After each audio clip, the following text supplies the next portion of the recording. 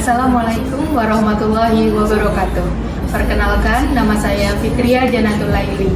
Saya dosen kebidanan di Program Studi Kebidanan Program Sarjana Terapan Jurusan Kebidanan Poltekkes Kemenkes Banjarmasin.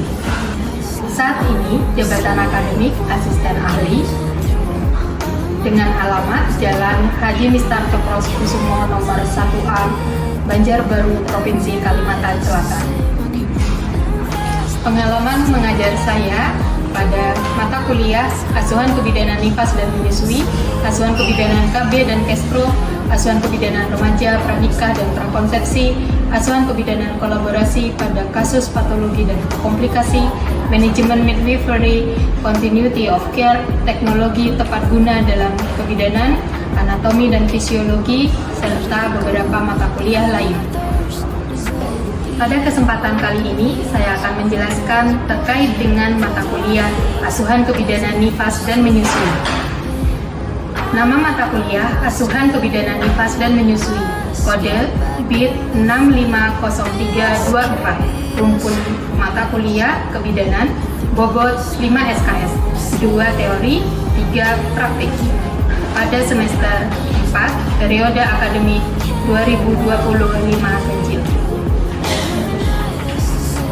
Tujuan mata kuliah, mahasiswa mampu memberikan asuhan kebidanan nifas dan menyusui dengan berbagai masalah atau keluhan atau ketidaknyamanan dengan pendekatan manajemen kebidanan secara komprehensif dan holistik, mengambil keputusan secara tepat, memberikan komunikasi, promosi, kesehatan, dan konseling berdasarkan evidence-based practice dengan pemikiran logis, kritis, sistematis, etis, dan berbasis bukti ilmiah, sesuai standar praktik kebidanan, menghargai keanekaragaman budaya dan kerjasama dengan penuh tanggung jawab.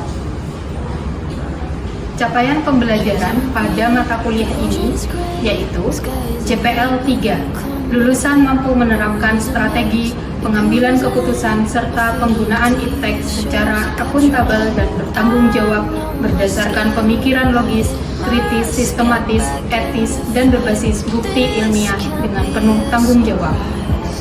CPL 4, lulusan mampu mengaplikasikan promosi, prevensi, edukasi, konseling, dan advokasi pada pelayanan kebidanan bagi perempuan, keluarga, dan masyarakat, termasuk dengan masalah kesehatan otak, dengan menunjukkan sikap menghargai keanekaragaman budaya dan kerjasama. Serta CPL 5, lulusan mampu mengaplikasikan asuhan kebidanan pada bayi baru lahir, bayi, balita, anak prasekolah, remaja, pranikah, prakonsepsi, kehamilan, persalinan nifas pasca keguguran, menyusui, serta komprehensif dan berkesinambungan dengan prinsip universal precaution dan patient safety, termasuk dengan masalah kesehatan otak sesuai standar profesi bidang. Capaian pembelajaran mata kuliah 1. CPMK 1, mahasiswa mampu menjelaskan konsep dasar nifas dan menyusui sesuai standar praktik kebidanan. 2. CPMK 2, mahasiswa mampu menjelaskan konsep manajemen asuhan kebidanan, model praktik kebidanan, dan pengambilan keputusan klinis berdasarkan ilmu kebidanan dan evidence-based practice yang mendukung kesehatan otak sesuai standar praktik kebidanan. 3. CPMK 3, mahasiswa mampu menguraikan manajemen asuhan kebidanan dan model praktik kebidanan, pengambilan keputusan klinis berdasarkan ilmu kebidanan dan evidence-based practice yang mendukung kesehatan otak sesuai standar praktik kebidanan. CPMK 4, mahasiswa mampu mempraktikkan asuhan kebidanan nifas dan menyusui sesuai dengan evidence-based practice yang mendukung kesehatan otak sesuai dengan standar praktik kebidanan dengan menunjukkan sikap menghargai keanekaragaman budaya dan kerjasama dengan penuh tanggung jawab. CPMK 5, mahasiswa mampu mempraktikkan pemberian promosi, prevensi, edukasi atau konseling pada asuhan kebidanan nifas dan menyusui yang mendukung kesehatan otak dengan menunjukkan sikap menghargai keanekaragaman budaya dan kerjasama. CPMK 6, Mahasiswa mampu mempraktikkan menyusun dokumentasi asuhan kebidanan nifas dan menyusui pemikiran logis, kritis, sistematis, etis, dan berbasis bukti ilmiah dengan penuh tanggung jawab. CPMK 7 mampu memberikan asuhan kebidanan nifas dan menyusui secara komprehensif sesuai dengan evidence-based practice yang mendukung kesehatan otak, sesuai standar praktik kebidanan dengan menunjukkan sikap menghargai keanekaragaman budaya dan kerjasama dengan penuh tanggung jawab. Bismillahirrahmanirrahim. Assalamualaikum warahmatullahi wabarakatuh. Waalaikumsalam warahmatullahi wabarakatuh. Ya, terima kasih ya atas kehadirannya pada hari ini. Kita akan melanjutkan mata kuliah kita asuhan kebidanan nifas dan menyusui. Kita hari ini akan melakukan perkuliahan dengan metode problem based learning, sehingga kalian yang satu kelas ini dibagi-bagi ya kan ya, untuk ibu nanti 8 anak ini. Nah, sebelum kita memasuki problem based learning dari asuhan kebidanan nifas dan menyusui ini, ibu akan sedikit nge-refresh dulu materi yang sudah diberikan pada saat sebelum hari ini. Oke? Ya. Yang akan ibu refresh adalah bagaimana mengetahui, menganalisis, dan menyusun data subjektif, data objektif, analisis, dan penata laksanaan. Nah, kita tahu bahwa nifas adalah masa setelah melahirkan 2 jam postpartum sampai dengan 40 hari. Yang perlu diperhatikan dalam asuhan masa nifas dan menyusui itu adalah terjadinya pemulihan organ reproduksi setelah hamil dan melahirkan. Perubahan peran ibu yaitu menyusui yang sebelumnya tidak menyusui menjadi menyusui. Lalu kebutuhan ibu nifas dan menyusui. Kita harus tahu apa saja kebutuhan ibu selama masa nifas dan menyusui. Dan yang terpenting sekarang yang sangat-sangat harus kita ketahui dan perhatikan adalah masalah psikologi. Oke? Nah, ini adalah kebutuhan masa nifas. Kebutuhan nutrisi, eliminasi, aktivitas, mobilisasi, dan istirahat. Untuk health education yang diperlukan selama masa nifas, ada nutrisi pada masa nifas dan menyusui, membutuhkan nutrisi apa saja, ASI eksklusif, perawatan payudara, perawatan perineum dan genitalia, tanda bahaya dan pada masa nifas. Oke, kita tahu juga ya, sudah ya kemarin kunjungan nifas itu untuk kunjungan nifas ke-1 2 sampai 6 jam postpartum. KF2 3 sampai 7 hari, KF3 10 sampai 14 hari, dan kunjungan terakhir adalah KF4 30 sampai 40 hari. Oke, tata laksananya bagaimana? Anamnesis terkait dengan keluhan, kebutuhan, masalah yang dihadapi, dan keberhasilan ibu untuk memberikan ASI eksklusif. Lalu ada pemeriksaan fisik pada setiap kunjungan itu, kita juga memerlukan pemeriksaan fisik. Penegakan diagnosis dan masalah. Lalu penata laksanaan sesuai dengan diagnosa dan masalah. Oke, kita lanjut bagaimana sih memanage ya, manajemen asuhan kebidanan nifas dan menyusui. Yang pertama tadi ya, subjektif ya. Nah, subjektif itu diperoleh dari mana? Diperolehnya dari anamnesis. Apa saja yang kita anamnesis atau wawancara ke ibunya? Biodata, agama, suku bangsa, sangat penting itu ya. Lalu pendidikan.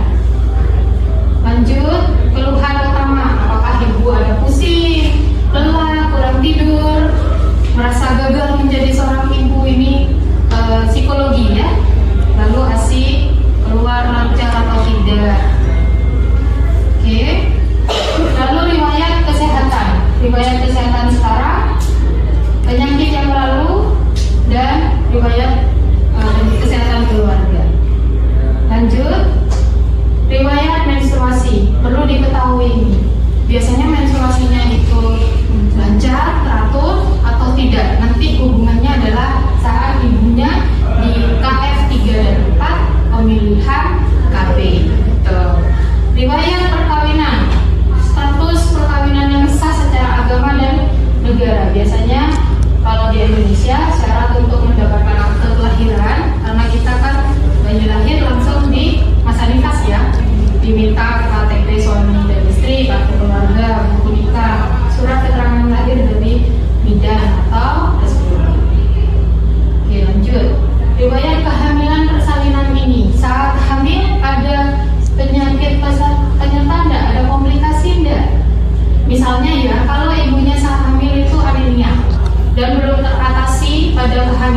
Didapatkan, apakah ibunya sudah mendapatkan health education tentang tanda dan bahaya pada masa nifas, ASI eksklusif, dan juga penggunaan KB.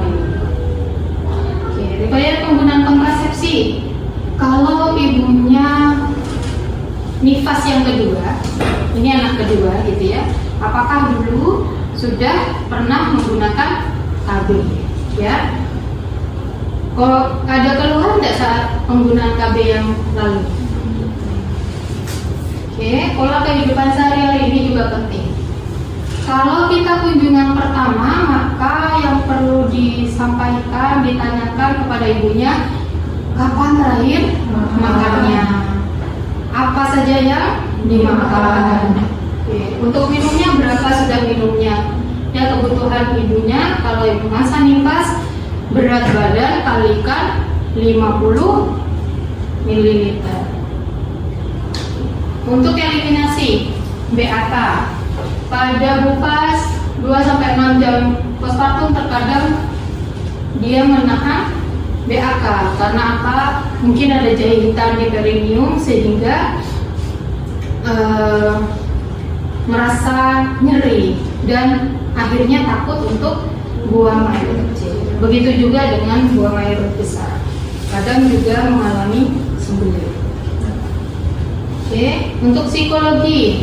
Nah, psikologi ini karena adanya perubahan peran dari yang tidak punya bayi, belum punya bayi, terus sekarang punya bayi, kadang ada harus beradaptasi sehingga ada perubahan emosi gitu ya. Bayinya rewel, gampang emosi akhirnya.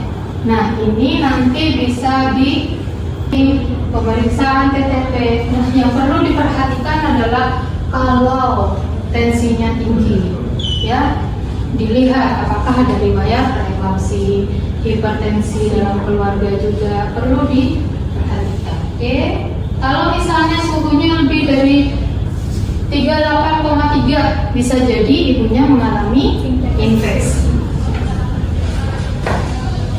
Nah, pemeriksaan fisik perlu dilihat, pemeriksaan fisiknya itu dilakukan secara RUU. Pemeriksaan fisik juga dilakukan berdasarkan keluhan.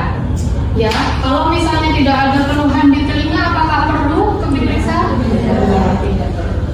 Pemeriksaan fisik dilakukan berdasarkan kebutuhan. Jadi ini hal yang wajib untuk diperiksa. Wajah, mata, leher, jantung, paru, payudara, abdomen, apalagi yang post SC.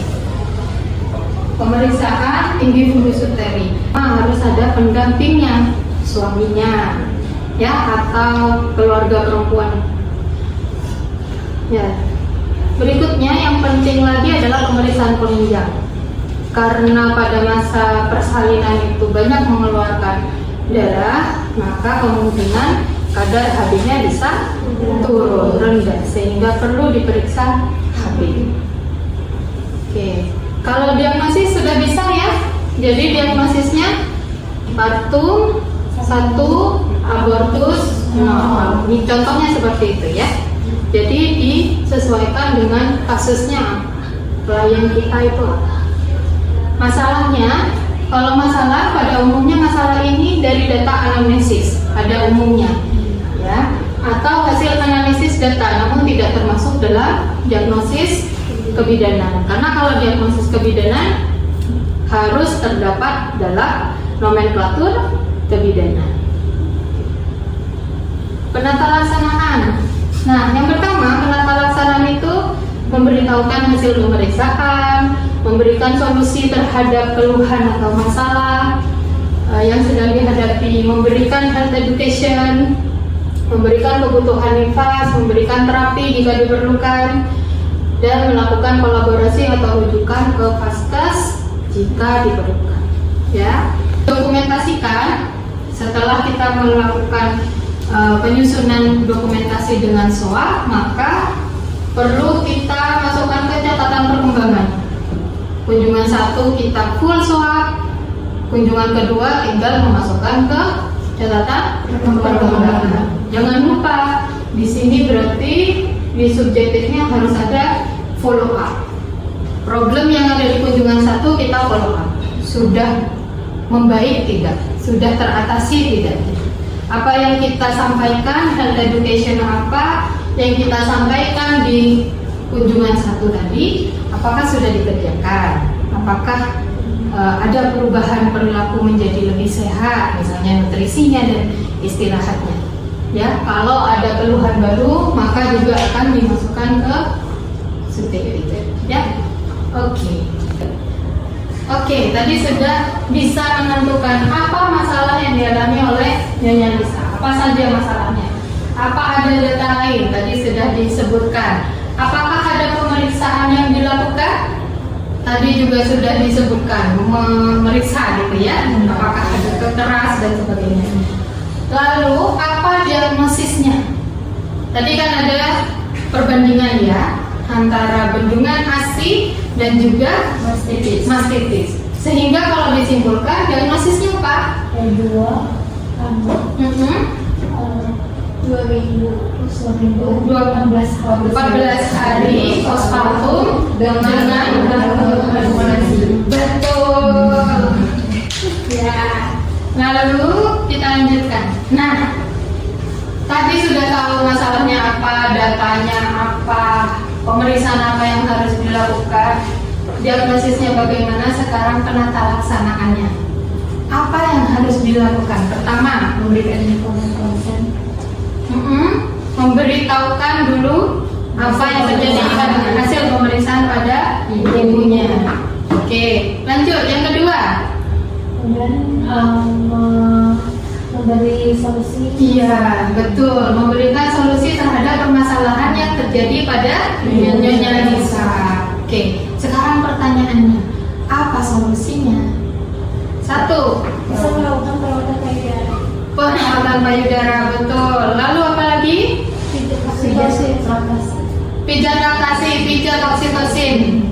Oke, terima kasih. Berarti materi-materi semalam sudah masuk ya.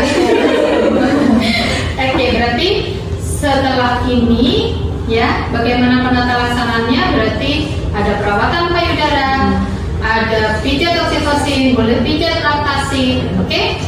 Iya. Dan kemudian jangan lupa harus memberikan health education. Health education yang lain yang perlu diperhatikan adalah metode penyampaiannya seperti apa. Apakah cukup dengan memberitahukan atau harus mendemonstrasikan, ya, mencontohkan kepada ibunya, dan juga harus mengikut sertakan keluarga suami atau keluarga perempuannya, ya.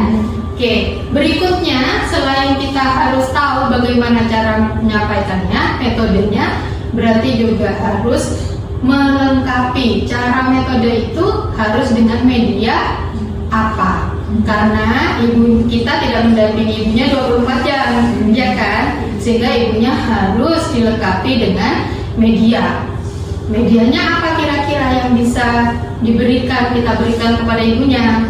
Contohnya leaflet. Yang kedua, biar ibunya tahu nih, kalau misalnya demonstrasi nanti mengajarkan ibunya, dilengkapi dengan video. Bagus.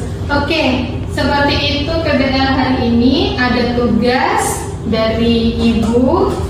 Ya, besok kita akan bertemu lagi di kasus kedua. Jadi mempelajari terkait dengan SOP bagaimana kita melaksanakan perawatan payudara dan pijat oksitosin. Nah, setelah kita mempelajari SOP-nya, maka kita akan lanjut, ya, problem based learning ini akan lanjut ke laboratorium untuk demonstrasi perawatan payudara dan pijat oksitosin. Oke, terima kasih atas kehadiran mahasiswa kelompok ibu. Sampai ketemu lagi di jam di laboratorium, ya. Oke, silakan istirahat. Permisi Ibu, jadi di sini berdasarkan pengertian, Ulun akan melakukan tindakan pijat oksitosin yang mana mengharuskan kalian nanti untuk membuka sebagian meja Ibu. Apakah Ibu bersedia? Bersedia. Oke, kalau begitu Ulun permisi untuk menyiapkan barangnya dulu ya, Bu, ya. Ya.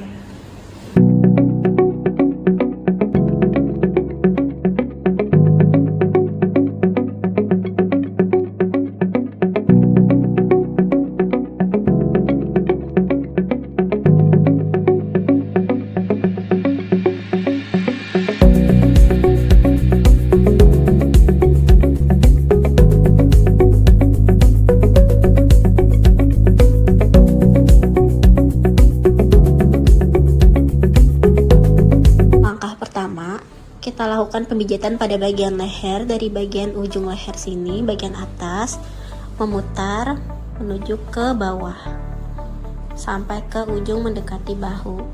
Dilakukan sebanyak 3 kali. Setelah itu baru diusap dari atas ke bawah. Setelah dilakukan 3 kali pijatan.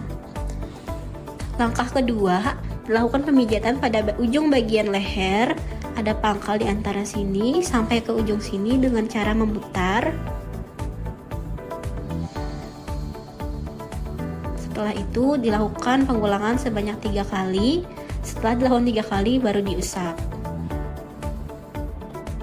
Langkah yang ketiga, kita lakukan pada bagian belikat, tulang belikat dari bagian bahu sini.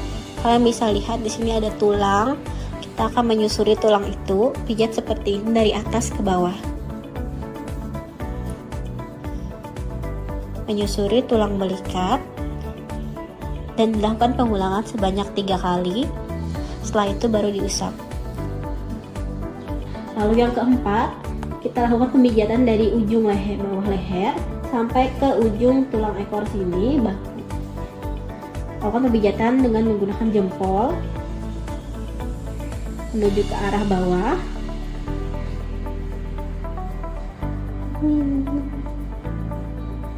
Nah, setelah sampai di bawah, lakukan pengulangan sebanyak 3 kali. Setelah 3 kali baru diusap dari atas sampai ke bawah. Lalu yang kelima, lakukan pengulangan lagi pemijatan dari ujung bawah sini sampai ke bagian atas ujung bawah leher.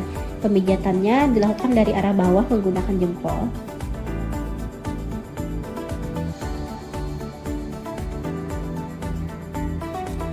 Nah, dilakukan sebanyak 3 kali. Setelah 3 kali, lakukan pengusapan.